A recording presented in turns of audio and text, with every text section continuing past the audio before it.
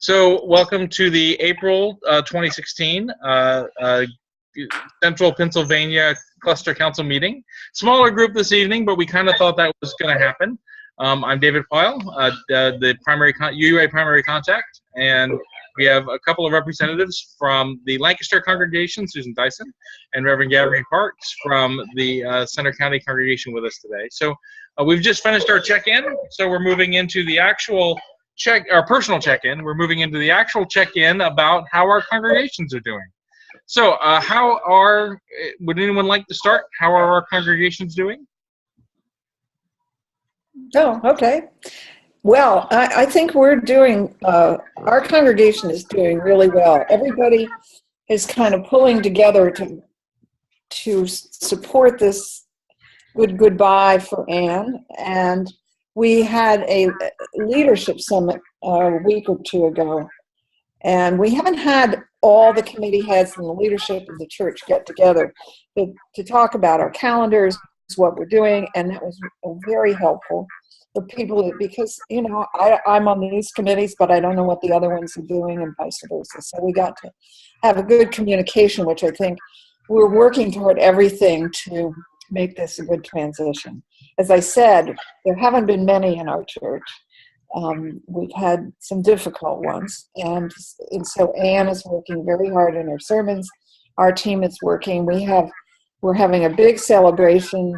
I think it's June 18th for Anne, and then our team is hosting 3 small ones, so that if people either can't make that or they just want a smaller venue and just say goodbye to Anne, they can do that too. So we feel like we're really working on this, and you know, and also we've been talking a lot about, you know, we get kind of caught up in how is our congregation going to deal with this new minister who is, quote, not Anne. But you know, my big concern is how is the minister who's coming going to deal with the fact that they're not Anne, and that's right. Going to be difficult. And so we, as a team, as a transition team, we would really begun to talk about that process and how that's going to go. And so, because I feel that's very important, because it was hard after Kit Howell died, you know, and people, he wasn't, whoever came, doesn't matter, they weren't Kit.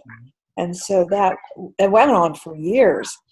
So we have, you know, our transition team has a lot of work to do, and our whole congregation. But there seems to be a great vibrancy. A week ago, Sunday, the church was packed with standing room only, which was a wonderful sign. We took in 22 new members. So we're very excited at the momentum that's building, and then to keep that going, you know, as we transition into new leadership. So that's kind of where we are right now. Things feel good in our church. Things feel very good there. And so I will let you know that I have now spoken. I'm keeping a running tally on my desk at home. I've now spoken with 14 ministers about your congregation. Great. So, you know, and it's who knows? You know, yeah. Kate is vetting that list. Some of them are amazing. I mean, a lot of them, they're all amazing. They're all good. Some of them are amazing. Some of them are ones that I didn't know were planning to leave their congregations. Oh, and okay. that their congregations don't know they're planning to leave yet. Oh dear. Okay. So you know, that's the secrecy of why we haven't found it. I can see it on the recording, just to say that there's, just for me to tell you, I think that there's a lot of interest in your all's developmental ministry. I hope so, because, you know, we really have a great congregation now. And Lancaster is such a great town. You know, I mean, it really is just an amazing place to live. Yeah. None of them are going to see this video. You're okay. Yeah. I mean, in Lancaster, you can buy a great house for $200,000, which you can't do in a lot of places. You can't, no. You know, there's so much going on in the city and so much vibrancy in our congregation. We hope people will be interested in us. Well, it's good to know. Next time I talk to another one of them, I'll tell them that you all just had 22 new members. Yes. That's a good thing for me to know next time I talk to the next one of them. That yes, growing, and it's pretty amazing. So thank you, Susan. Mm-hmm. Gabby, how's things going at Center County? Oh, pretty well. You know, it's very typical behavior in the history of transition. The first 4 or 5 months, everybody is excited and, oh, there's something new and wonderful. And then anxiety is building up because people realize there's going to be a real change coming. I represent the first step of the change, and there's going to be a big second step. And so anxiety is rising, but at the same time, there is a lot of good energy. I have a fantastic transition team, and I'm so happy to hear Lancaster is doing so well, because Lancaster is one of the cities that I really love. So search committee is very busy. The transition team and I did a wonderful series of World Cafes, and I'll be forever grateful that you told me about that. It was so successful. And an amazing thing happened that we had, I think, 6 different events. 3 of them were Sunday after the service, and the others were middle of the week and one evening and one Saturday. So everybody had a time slot that would work. And the amazing thing that happened, and in every single one, there was at least one person who gave the feedback that we need to do something like that more often.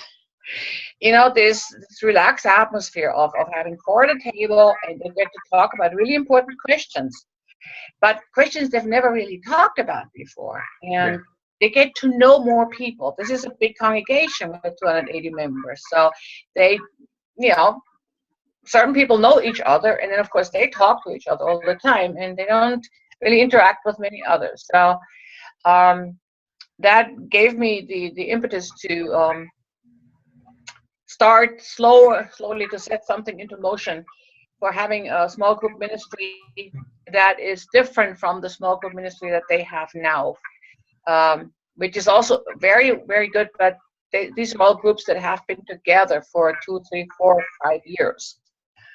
And I actually did one of the World Cafes in a small group, and that was very eye-opening. That out of 8 members, 7 only came to that small group meeting once a month. They did not come to worship or anything else. And in the course of the discussion, it became clear that they drifted away because of the the kind of worship that they experienced, and it was not what they wanted. And they say, what we're hearing now sounds more like what we want, so we're probably going to come back.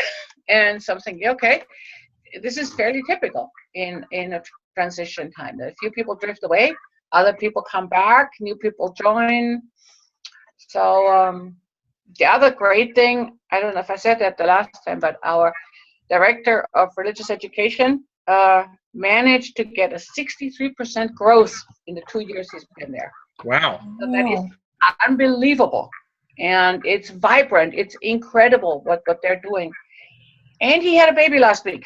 I mean, his wife had a baby. But so that's all going very well. And as I said, I'm trying to have a retreat with both the worship committee and the board before the summer break, because we have a lot of work to do, and I don't want to have 6 weeks or 8 weeks of nothing and then cram it all end of August. So and they were not totally happy, but they agreed, and so we'll have that when I come back from Texas. We'll have a board retreat in June and a worship committee retreat because there's a lot of new people, and looking back at the year and looking forward to the next year, the plans, big picture stuff. So I guess that's about it. Well, thank you. Can I just wanted to ask Abby, we also lost our director of religious education after 10 years. Oh. Last Sunday was her last day. So I'd be interested to hear how you're growing that, because that's one piece that we really do need to grow in Lancaster. Is we just don't have enough families and young kids and youth group and so forth. Yeah, this is, in my opinion, in my, 11 years of ministry now, it's one of those questions, the chicken or the egg. What we have right now is this fantastic, dynamic young man who is very well educated and is also very much of an evangelist. So he believes in the UUA and in our movement, and this enthusiasm shows. And he is also kind of in the same age as the young parents. Yeah. It's a wonderful relationship there. Mm-hmm. But on the other hand, we have a congregation where, fairly typical, half of the people are elders, and they have a bit of a problem with this 32-year-old male who is and one of those typical problems, and I think Lancaster went through a similar thing. The congregation had decided 3 or 4 years ago that they wanted more multi-generational services. Right. They hired this young man who is great in offering wonderful multi-generational services. And now there's these people who are saying, why are we doing all these multi-generational services? What's going on here? I don't like this. We have to stop this. It reminded me of Valerie. So anyway, I really don't know, but I have seen it happen that if you have a really good RE program, parents who visit with their kids, they just love it, they stay. And so I guess even if you have very little kids, very small numbers of kids, it's really important to do your absolutely best to present the best possible RE program, and hope that more people stay, and then eventually you can increase your staff, or I don't know what the situation is, but so I know Ann and I have had some conversations about your all's planning, so for what to do within that, and she's doing some good work in preparing for that. Good. Yeah, so and I'm sad to see Kate go too.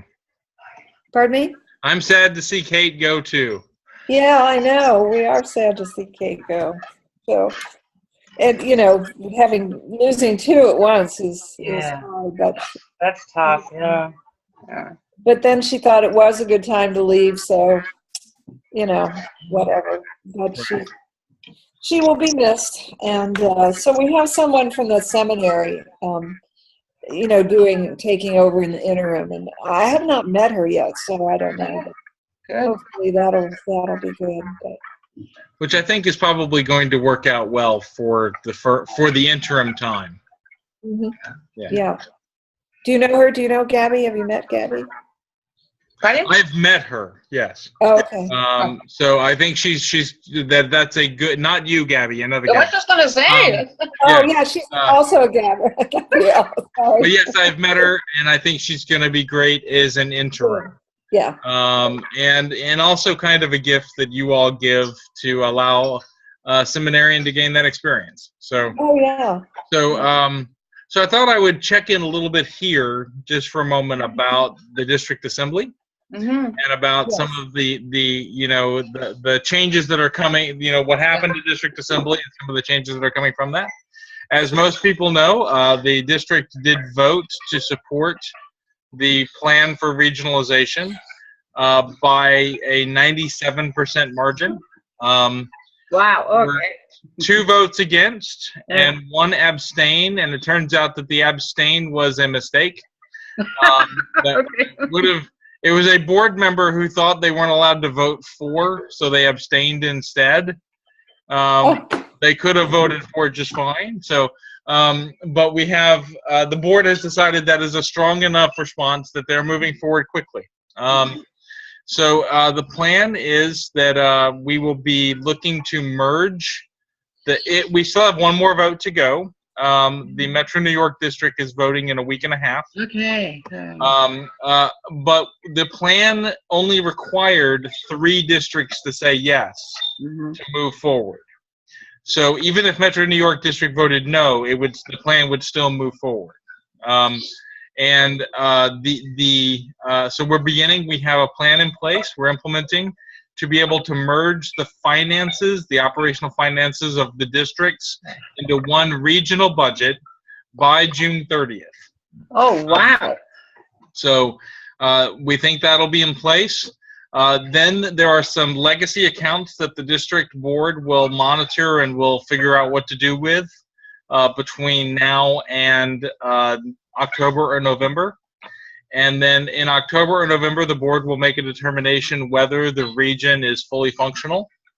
And when they decide the region is fully functional, we'll then plan an event to celebrate the Joseph Priestley District. Okay. We're thinking through when and where that will be. But there will be one more district assembly-like event. Yeah. That will be in May. We're sending an invitation to the two presidential now 3 presidential candidates, it seems, to come debate at that event celebrating the Joseph Priestley District. Okay. Not Bernie Sanders and Hillary Clinton and Donald Trump. I mean, the UUA presidential candidate. Oh, There's good. a third one Thank now. heavens. So Allison Miller and Susan Frederick Gray, and there is another candidate who is not announced yet, but has reached the 25 congregation. And that announcement should be forthcoming in a week or so. But that's probably going to be in the late winter, early springtime frame, we think, to be able to have, and maybe down in the DC area. So to be able to have a 2-day-long celebration event. Can I ask you a question before I forget it?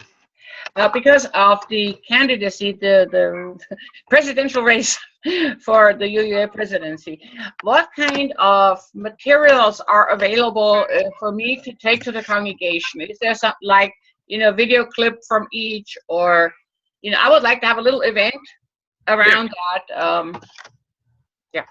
So each of the candidates has a website with materials. Okay. One of the things I am not allowed to do, I can point you to the website. I am not allowed to facilitate their campaigns. Sure. One of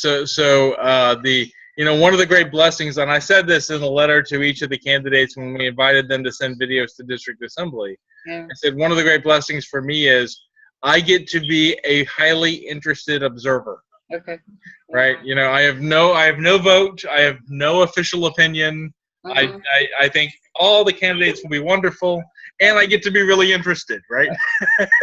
So I could approach them individually and ask them to send a video, or do you think that is on the website? Download. So you could. I know that they have some videos on their websites. Okay. You could approach them. Realize that they are also all full-time ministers.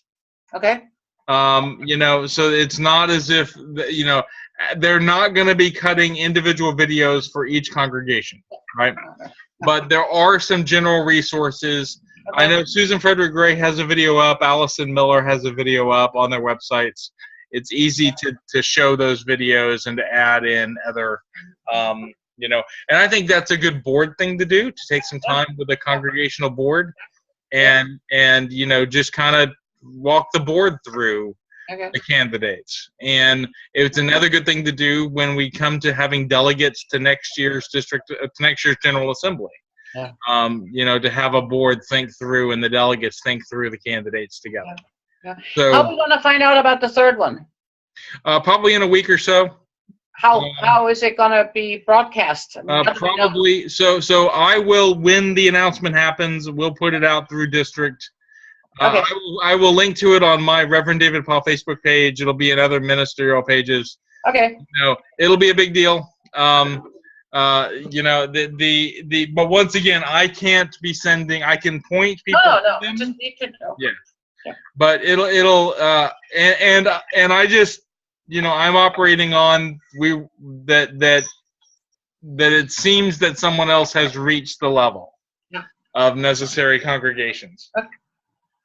So with that, we're moving forward to the Joseph Priestley District Board. One of the changes we are making, I'm going to start using the district executive title less. Okay. And be more a congregational life consultant of the UUA. That doesn't really change anything for you all. because I'm your congregational life consultant. I'm basically still your district executive.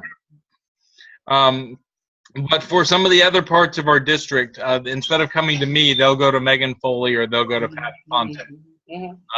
So what the big change for me is that as we live into this, I have more time to focus on you all and less drawing me to other parts of the district. So I'm looking forward to that. So any questions about where we are with the vote and district assembly and the shifts that are coming? So, yeah, I'm still confused. So I should have been there, but so is there still a Joseph Priestley district or not? It will be gone. So for now, yeah. No, but in the future, I mean. Yeah. So as a governance, let me do a quick walkthrough. Just to give you, because this is good. I mean, we say it a lot of times, and that's wonderful. So there are really 3 parts to what it meant to have the district. Okay. Mm-hmm. So the first part was services to congregations. Mm-hmm. You know, this is the district staff and you know, being able to be on calls and come to visit and do workshops and trainings, all those kinds of things. So all of that responsibility last July, got moved to the regional staff. Okay. Okay. So we unified the staffs of 4 districts into one regional staff that are all UUA employees. Okay. National UUA employees working within this region.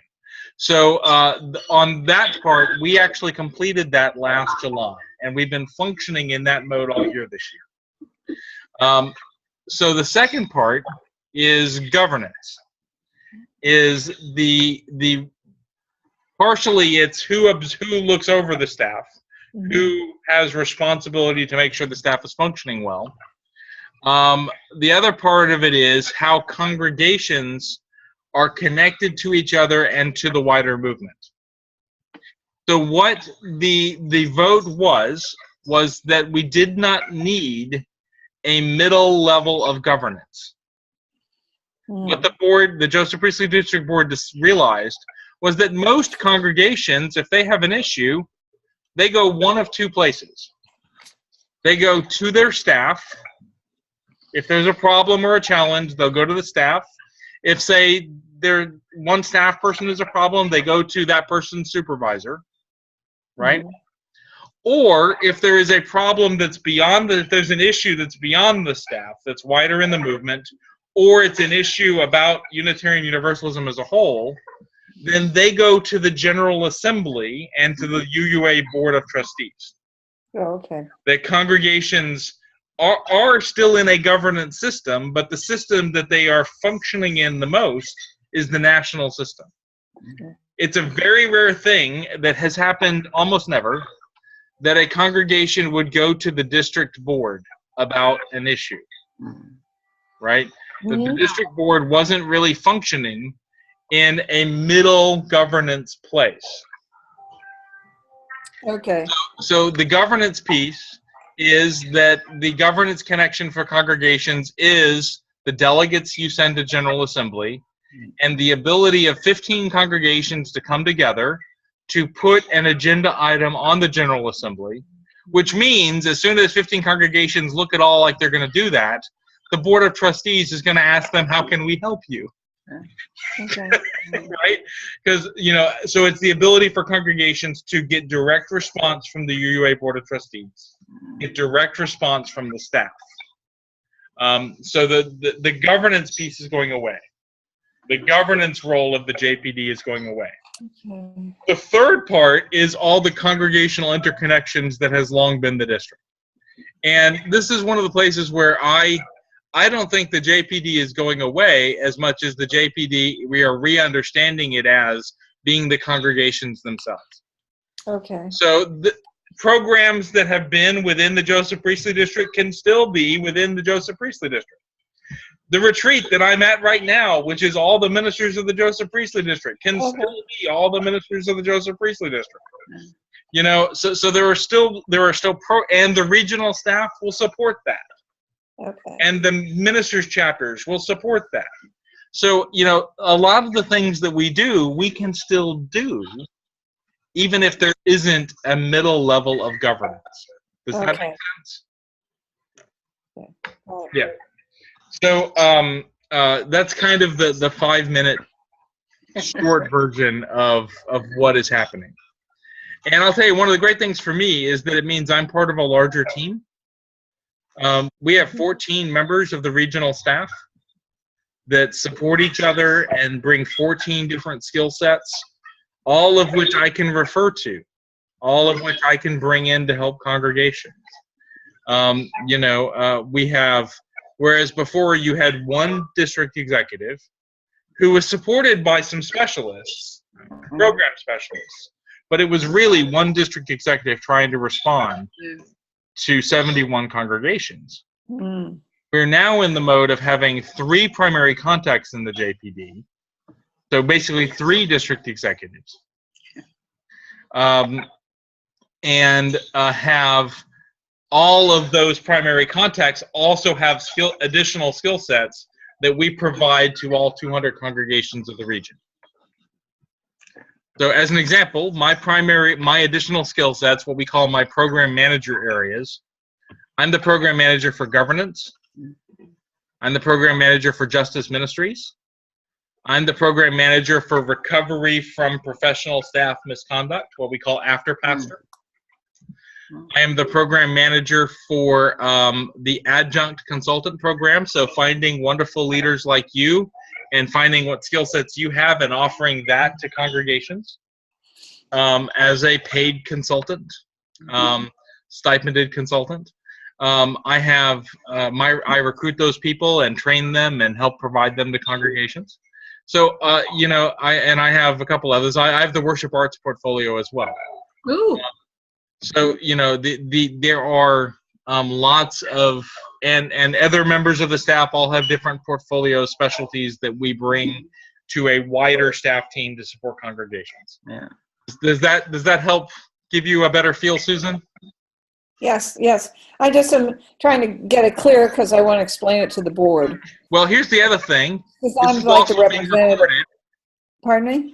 This is Oh, also right. being recorded. Okay, So you could show me saying this to them, I could. right? I think that's a very good idea because I cannot repeat it the way you said it. I know I can think it now. I know it all, and then I'll get in there and go, Right. oh, what was that? So, yeah. This is one of the reasons why I like doing it this way. So that's a good transition into, I have the agenda, but I haven't brought it up. Let me show the agenda for a second for the people that aren't on the call.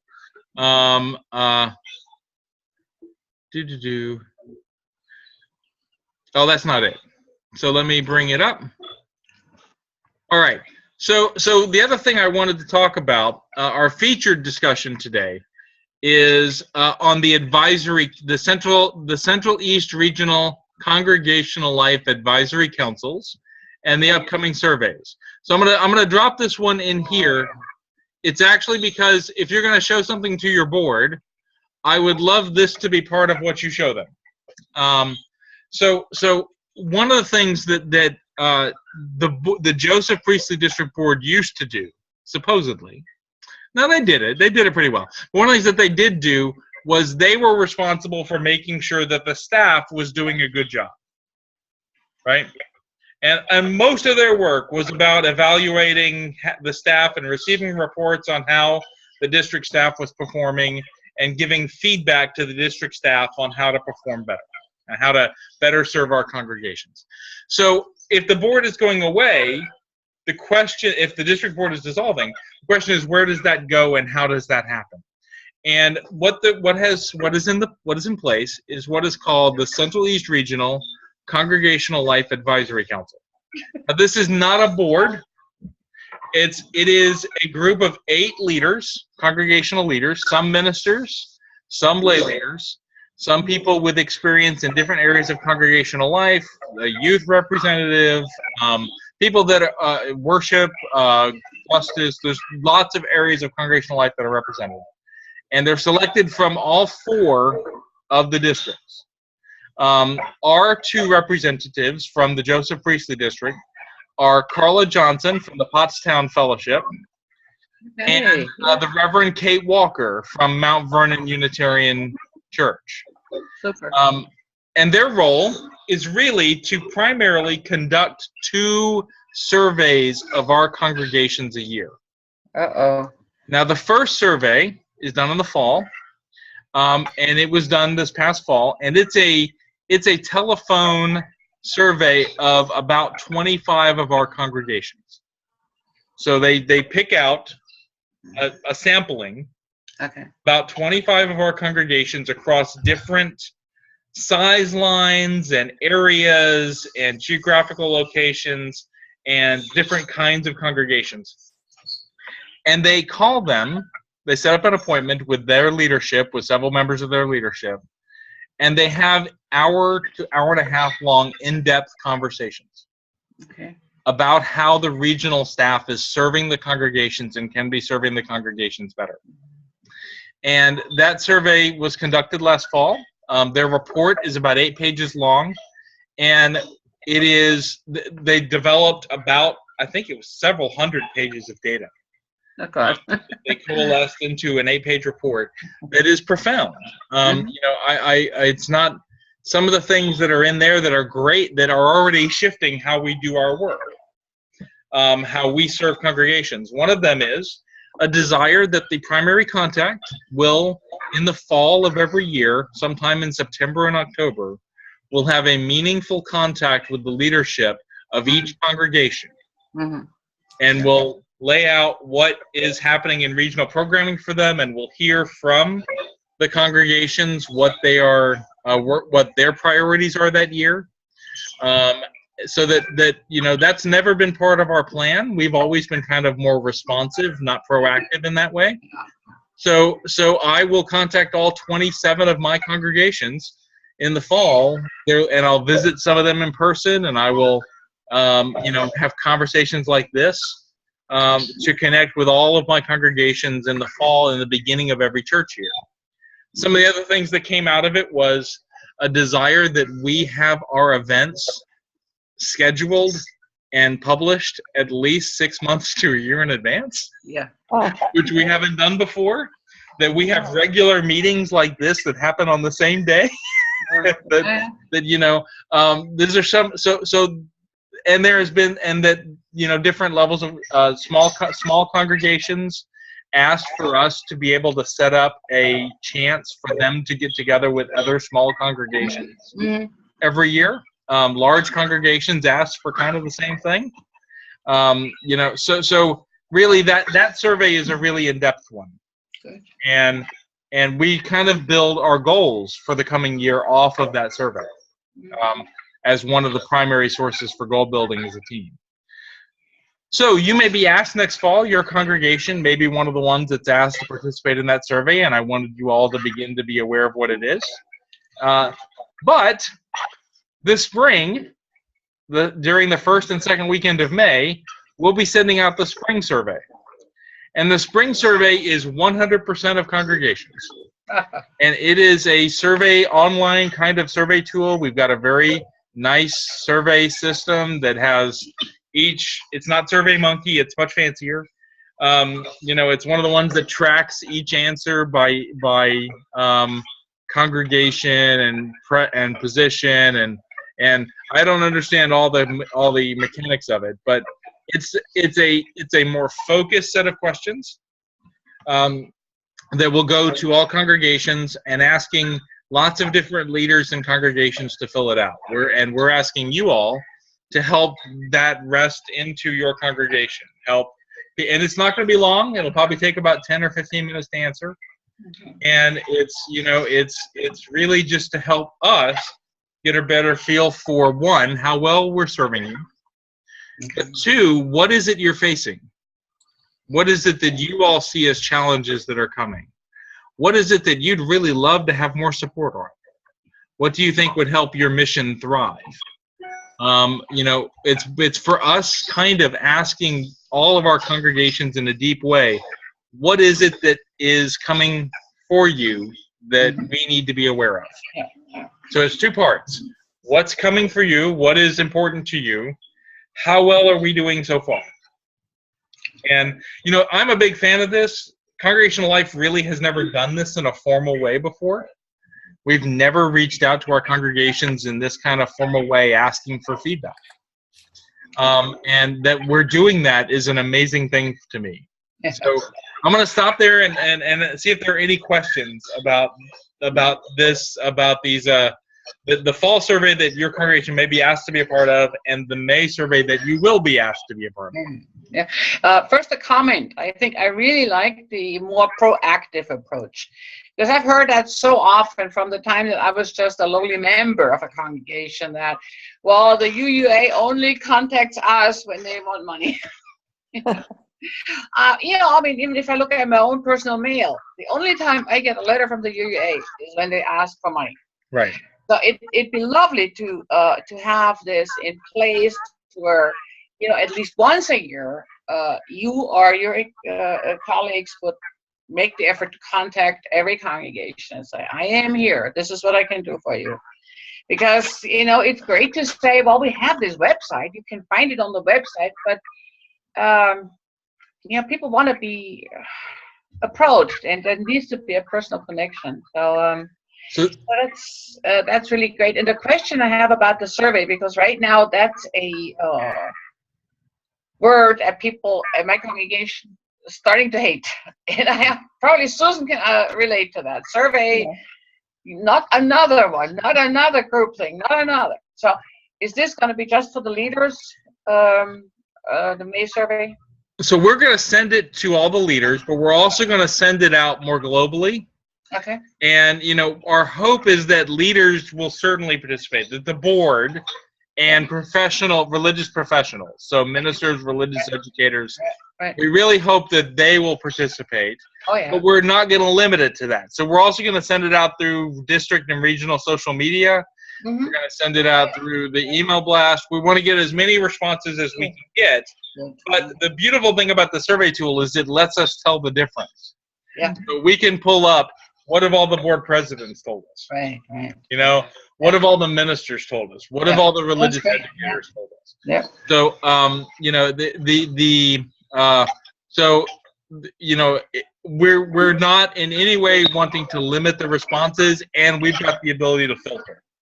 Right. Yeah. Is that helpful? And what will happen is I won't see the raw data initially. The Congregational Life Advisory Council, those 8 leaders in our congregations, they'll take that survey result and they'll codify it into a report that the team is then responsible to integrate. Good. Sounds good. It was really clear. I'll just affirm what you said, Gabby. It was really clear in the fall survey that they really want us to make an effort to make personal touch with every congregation at the beginning of every church year. Yeah. And I think that I will tell you, you know, that's had to shift majorly how we vision, how we do our work. Yeah. And it was so strong that shift needs to be made. Yeah. I agree, because, as you know, our congregation has had some real trust issues with UUA. Getting better, but there's still a few individuals who aren't convinced. And the more you show up and be there as a positive, you know, representative of the UUA, the better it gets. And you know, I think most people are over it, but there's just that little bit of, you know, uncertainty if they're really on our side and that kind of thing. So it is. I agree with Gabby. It's very important for that face-to-face. Here I am. This is what I'm helping you. And I mean, the times that you have been there have been extraordinarily helpful, and especially to the board, our team, you know, and the whole congregation. So there's all kinds of tech stuff, and I love it. But there's nothing like face-to-face. Yeah. Well, and Susan, this is one of the things that I would ask of you all is when the survey, and you know, your board may see this video, but when you do the survey and when you talk with them about it, you know, name that really this is us trying to be more accountable.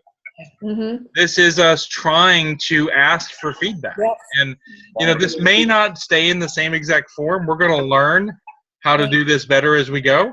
But you know, I really do see that there is a shift in some of the challenges that you all had faced before.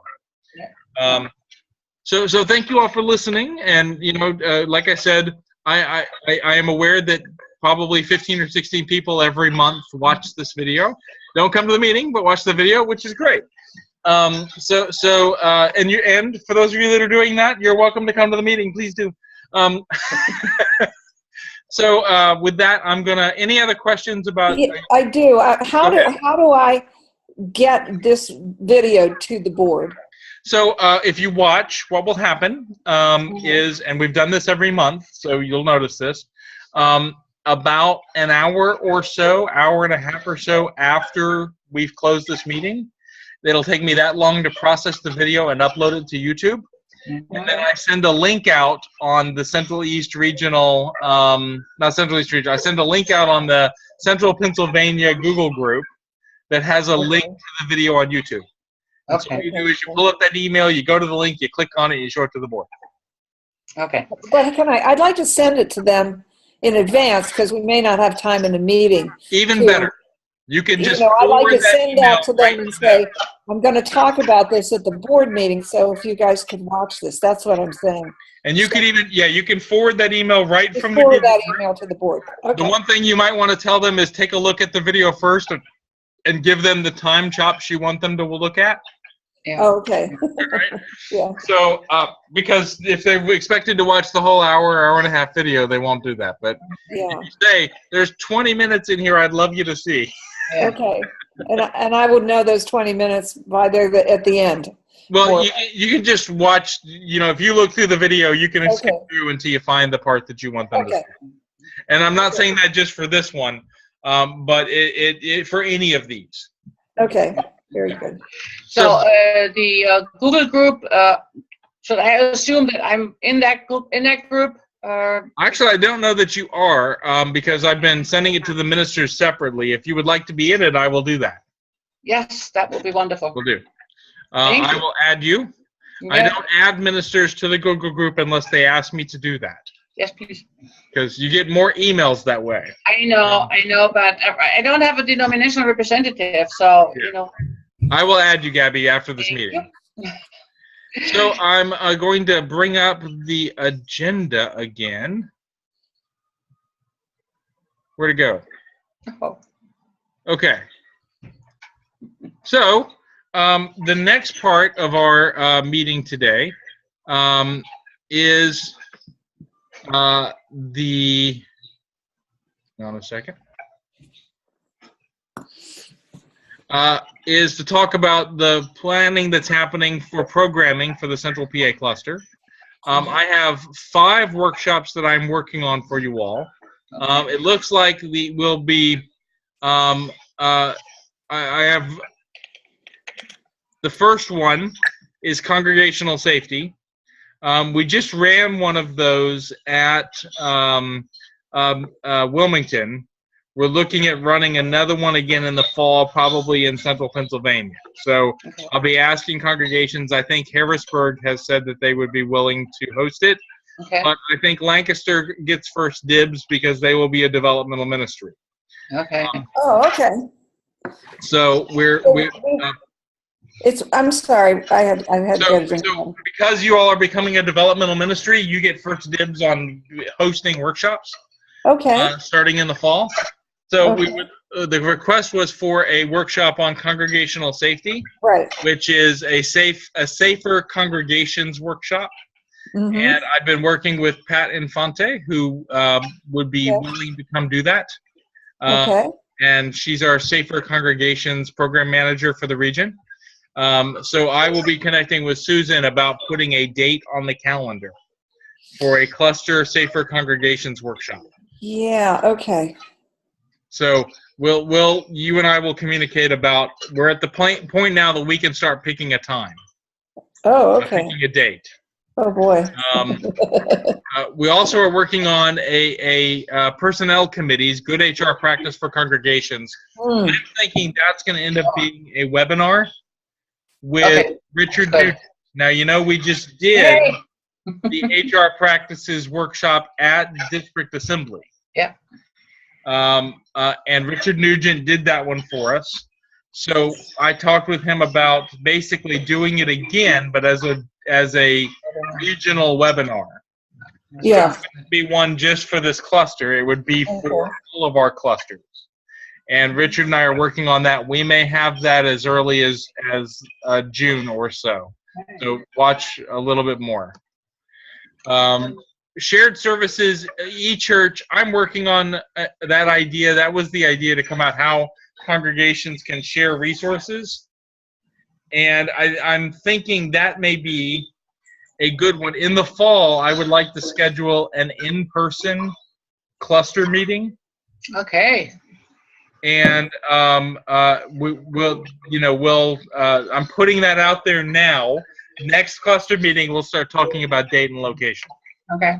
But sometime in September or October, it would likely need to be somewhere like Harrisburg or York. York seems to be good. Would you be willing? Do you think you'd have people be able to come to that, Gabby? Yeah.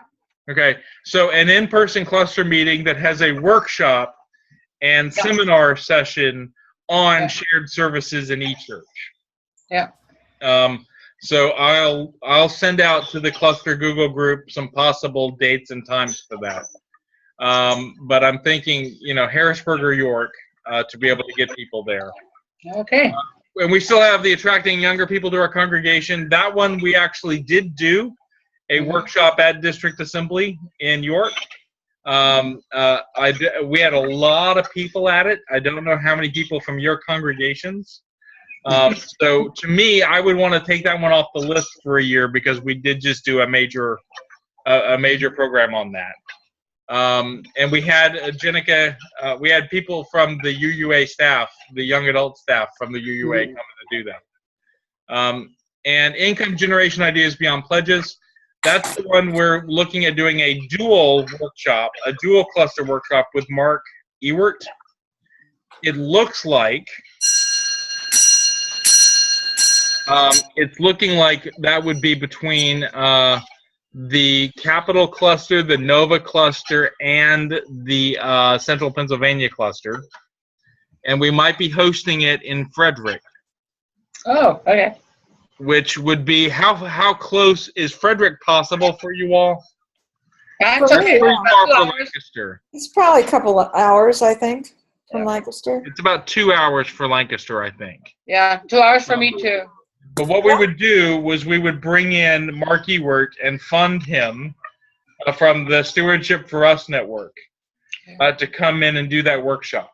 Either Mark Ewert or Barry Finkelstein, both from Stewardship for Us. And I want to think about that one as a late fall, so that we give a lot of lead time for a lot of. I'd love to see congregational whole stewardship finance teams go to that. Yeah. Good. So, any questions about those? That's where we are. One webinar coming up, we think, in the late May, early June timeframe. You all are all still invited. It's a little late, but you could still register for the pastoral care workshop that's going to be here in Lewis, Delaware, tomorrow on Saturday. It would be hard for you to get here, Gabby. But that's a pastoral care workshop that we could turn around and do in Central Pennsylvania fairly easy next year if you all want to. Well, I don't even have a pastoral care team yet, but that's in my plan for September. Starting to work on that. Yeah, so maybe we plan on that for the fall as well, because I've developed it now. I'm ready to come do it anywhere. Yeah. So that we did the district regional update earlier in the meeting because I wanted to make it mesh with the timing for you all to be able to show it to boards and other people. Any other questions on upcoming programming? Just make sure that we find out about it. Yeah, and that was also the key. Proactively. I have to start. I really need to have this scheduled for the fall by May. by the end of May. So just so you know, we will, by the next meeting, I'll have actual dates and locations. Right. Okay. So if there's no other questions about programming or the district regional update, our next meeting is scheduled for May. Let me get it right, because let me pull it up on my calendar. And see, you all can see my calendar. Look at that. I can't see any of this stuff. Oh, you can't see it right now. I can't see the agenda and I can't see your calendar for whatever. Apparently, because I'm not at home, the systems aren't working right. Oh, okay. Okay, so I will tell you our next meeting is scheduled for May the 24th at 7 p.m. Okay. So just to have that out, and I will get the my vacation got in the way. I will get the agenda and stuff out a couple days earlier than I did this time. And please feel free to invite more members of your congregation. You're not the only people that have that when you get the agenda, you can send it out to to your leadership team or to anyone. Any thoughts about what you all would like to have as the featured conversation next month? Which what? As the featured conversation. Remember, this time it was the Congregational Life Advisory Council. Right. It can be anything. It could be ministerial search. It could be leadership development. It could be stewardship. So think about it. You don't have to tell me now. I'll send out an email asking everybody on the list what they think would be a good featured conversation for next month. Okay. Okay? Good. Yes. All right. And if inspiration strikes you before that email comes out, feel free to just email me and tell me. Okay. Okay. And if you're watching this video and you have an idea, feel free to just email me and tell me. Okay? Mm-hmm. So with that, closing words, I'm going to take a little bit of, once again, I'm moving to the Bless All Who Serve. Mm-hmm. And this is the reflection on good works. It begins with the quote from James chapter 2, verse 17. So faith by itself, if it has no works, is dead. The reflection says this. In our modern age of apathy and egoism, there is cause for hope whenever people care about something beyond themselves. But there is more to being human than feeling deeply, for we risk becoming impassioned fools. Our minds must conspire with our hearts. We should care enough to think, and think with great care. No human endeavor shows the double-edged nature of caring like religion. With its boundless capacity to foster our humanity and its vulnerability to thoughtless passion. In a world of suffering, a moral life means not merely believing in right things, but doing good works. What does it mean that Jesus was divine if we treat the homeless man in the alley as less than human? What does it mean for God to be all-powerful if we don't use our power to help others? What does it mean that the Bible was divinely inspired if we write laws that profane?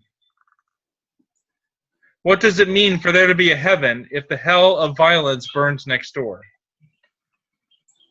What does it mean that Mary was a virgin if we do not heed the cries of a woman being abused? What does it mean to be saved when our child loses all hope? What does it mean for God to have declared that creation was good if 70 species disappear every day? Many people care about religious matters, but James asks us, what is the good of that? Mm-hmm. If our beliefs have meaning, if we care about divinity, about God's power, ancient wisdom, heaven, miraculous birth, salvation, and all of creation, we must act as if our souls depended on it. As Gandhi taught, you must be the change you want to see in the world. Let us build a life in which our work speaks for our faith. With that, go forth in peace, my friends, and I will see you all again soon. Blessings, David. Thank you.